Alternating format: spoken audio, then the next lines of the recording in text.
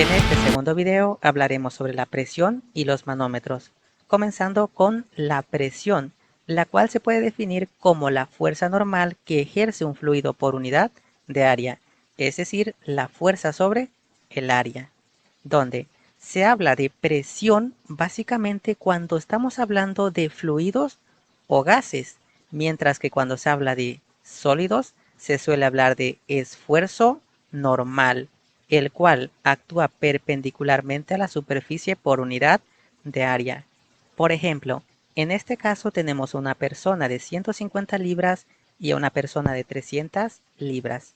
Y la presión para la persona 1 que ejerce sobre el piso es de 3 psi y la segunda persona de 6 psi, es decir, libras sobre pulgada al cuadrado, donde la presión en este caso se habla de esfuerzo normal y en mecánica de los materiales se suele representar por sigma sub n, que este es igual al peso sobre el área. Y para la primera persona serían 150 libras fuerza sobre 50 pulgadas al cuadrado, lo cual resulta 3 psi. Y para la segunda persona serían 300 libras sobre 50 pulgadas al cuadrado, lo cual resulta 6 psi. Luego, la presión real en una determinada posición se llama presión absoluta y la cual es igual a la presión manométrica más la presión atmosférica. Y las presiones por debajo de la atmosférica se conocen como presiones de vacío y matemáticamente la presión de vacío es igual a la presión atmosférica menos la presión absoluta, lo cual podemos ilustrar en la figura 2, donde, bueno, aquí tenemos la presión de vacío porque usualmente la presión absoluta se mide en términos al vacío absoluto.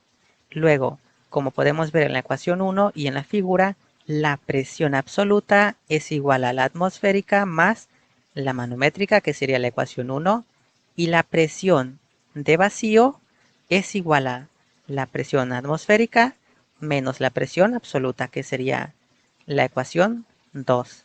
Hablemos ahora entonces sobre la variación de la presión con respecto a la profundidad, donde es de esperar que la presión en un fluido en reposo no cambie en la dirección horizontal. Es decir, por ejemplo, la presión en este punto sería la misma presión en este punto si aquí hay una línea recta horizontal.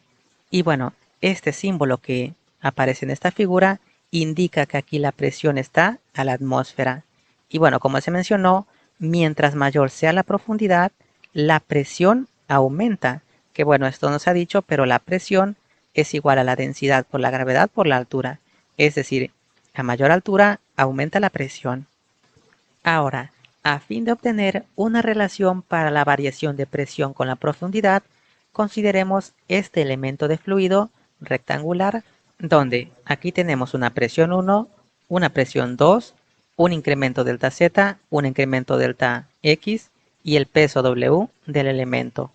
Y entonces, realizando un balance de fuerzas, tendríamos que positivo hacia arriba, la suma de fuerzas en Z es igual a la masa por la aceleración en Z, que sería 0 porque el elemento está en reposo. Entonces, la presión 2 por el incremento delta X por el incremento delta Y menos la presión 1 por delta X por delta Y menos W es igual con 0, donde aquí se asume el incremento delta Y asumiendo un plano en 3D que aquí no se muestra, donde el peso W, como sabemos, es igual a la masa por la gravedad, y este es igual a la densidad por la gravedad por delta X por delta Y por delta Z. Y entonces tendríamos que, bueno, en esta ecuación simplemente sustituimos al peso por este producto y dividiendo toda la ecuación por delta X por delta Y se obtiene que la presión 2 menos la presión 1 menos la densidad por la gravedad por únicamente delta Z, y esto es igual con 0, donde este término puede pasar como positivo del lado derecho de la igualdad, obteniendo que el incremento de la presión es igual a la densidad por la gravedad por delta Z, es decir, la altura, que esto es igual a el peso específico por delta Z, donde Gamma sub S es el peso específico del fluido, es decir, gamma sub S es igual a la densidad por la gravedad. Ahora, de la ecuación número 3 también se puede concluir que para distancias pequeñas a moderadas, la variación de presión con el peso es insignificante para gases, esto debido a su baja densidad. Por ejemplo, en esta habitación tendríamos que está llena de aire, donde el aire es un gas de baja densidad, y entonces tendríamos que la presión en la parte superior es igual a una atmósfera y la presión en el fondo es igual a 1.006 atmósferas. Es decir, la variación fue insignificante. Ahora, considerando la figura 6, donde aquí tenemos una presión 1, que sería la presión atmosférica, que bueno, aquí incluso se muestra este símbolo que indica presión atmosférica, y una presión 2, que sería la presión atmosférica más la densidad por gravedad por la altura. Y bueno, la presión a la profundidad. H desde la superficie libre se convierte en la presión atmosférica más la densidad por la gravedad por la altura. O bien, la presión manométrica es igual a la densidad por la gravedad por la altura. ¿Por qué? Porque de la ecuación 1, la presión absoluta es igual a la presión atmosférica más la manométrica. Es decir, la presión manométrica es igual a la densidad por la gravedad por la altura. Y cuando se conoce la variación de la densidad con la elevación, la diferencia de presión entre los puntos 1 y 2 es igual a la integral desde 1 hasta 2 de la densidad por la gravedad por delta z por el diferencial delta z. Para densidades constantes y aceleración gravitacional constante, esta relación se reduce a la ecuación número 3. Luego, como se mencionó previamente, la presión ejercida por un determinado fluido es la misma en todos los puntos del plano horizontal, sin considerar la configuración geométrica, siempre y cuando los puntos estén interconectados por el mismo fluido. Bueno, como se muestra en la figura 7, en este caso, la presión A es igual a la presión B, igual a la presión C, igual a la presión D, igual a la presión E, igual a la presión F, igual a la presión G, y esto es igual a la presión atmosférica más la densidad por la gravedad por la altura. Y la presión en todos estos puntos es la misma debido a que están a la misma altura y además están interconectados por el mismo fluido que sería agua. Caso contrario, el punto H y el punto I, que a pesar de estar a la misma altura, no están interconectados por el mismo fluido, porque aquí tendríamos mercurio y aquí agua. Y por lo tanto, la presión en H es diferente a la presión en I. Hablemos ahora un poco sobre el principio de Pascal, el cual nos menciona que la presión ejercida sobre un fluido incompresible y en equilibrio dentro de un recipiente de paredes indeformables se transmite con igual intensidad en todas las direcciones y en todos los puntos del fluido. Y esto nos lleva a la máquina de Pascal, que se muestra en la figura 8, donde aquí tenemos un pistón con un área A1 y acá tiene un área A sub 2 con una presión P sub 1 y una presión P sub 2, donde la fuerza 1 es igual a la presión 1 por el área 1 y la fuerza 2 es igual a la presión 2 por el área 2, donde por el principio de Pascal, la presión 1 es igual a la presión 2 y entonces tendríamos que la fuerza 1 sobre el área 1 es igual a la fuerza 2 sobre el área 2. Y entonces tendríamos que la fuerza 1 sobre la fuerza 2 es igual a el área 1 sobre el área 2. Y a esta relación se le llama ventaja mecánica ideal. Y bueno, un ejemplo claro de esto lo podemos ver en el gato hidráulico, con el cual con una pequeña fuerza se puede levantar el vehículo, esto aplicando el principio de Pascal. Hablemos ahora sobre el manómetro, donde de la ecuación número 3 se puede deducir que es posible usar una columna de fluido para medir diferencias de presión, esto debido a que la presión está en función a una altura.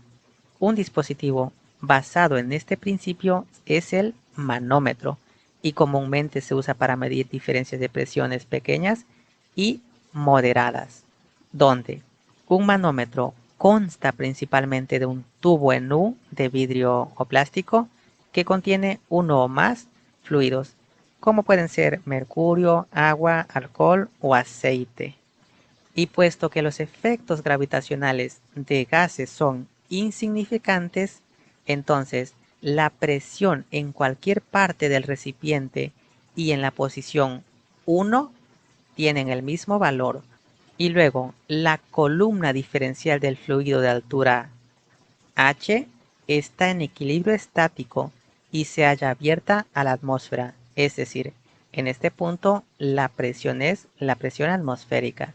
Y por tanto, a partir de la ecuación número 4, la presión en el punto 2 se determina de forma directa como la presión 2 es igual a la presión atmosférica más la densidad por la gravedad por la altura, donde, como sabemos, ρ es la densidad del fluido en el tubo.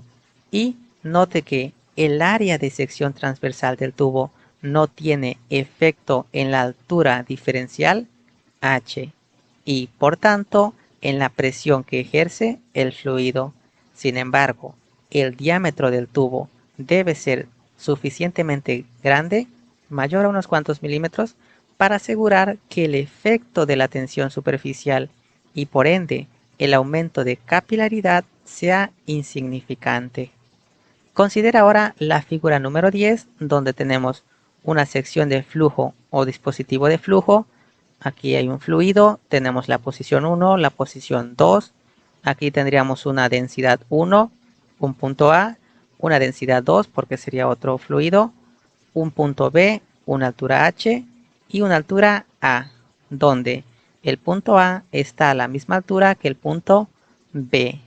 Y entonces tendríamos que la presión 1 más la densidad 1 por la gravedad que multiplica la altura en este caso sería A más H. Esto hasta llegar al punto A. Y bueno, aquí no se toma esta sección, esta presión, porque sería como sumar esta presión y luego restarla y al ser el mismo fluido sería 0. Entonces, menos la densidad 2, que sería desde B hasta H, por la gravedad, por la altura. Nótese que primero fue positivo cuando bajamos y negativo cuando estamos subiendo. Y al final tenemos que restar la densidad 1 porque regresamos al fluido original por la gravedad por la altura A. Y esto debe ser igual a la presión 2. Y observe que se saltó horizontalmente del punto A al punto B. Esto porque, como se mencionó, si hacemos esta presión y luego la restamos, tendríamos como resultado 0. Y entonces, al simplificar, se obtiene que la presión 1 menos la presión 2 es igual a la densidad 2 menos la densidad 1 por la gravedad por la altura, porque tendríamos que la densidad 1 por la gravedad por A menos la densidad 1 por la gravedad por A se vuelve 0. En el siguiente video comenzaremos con ejemplos acerca del manómetro. Por mi parte esto sería todo y hasta la próxima.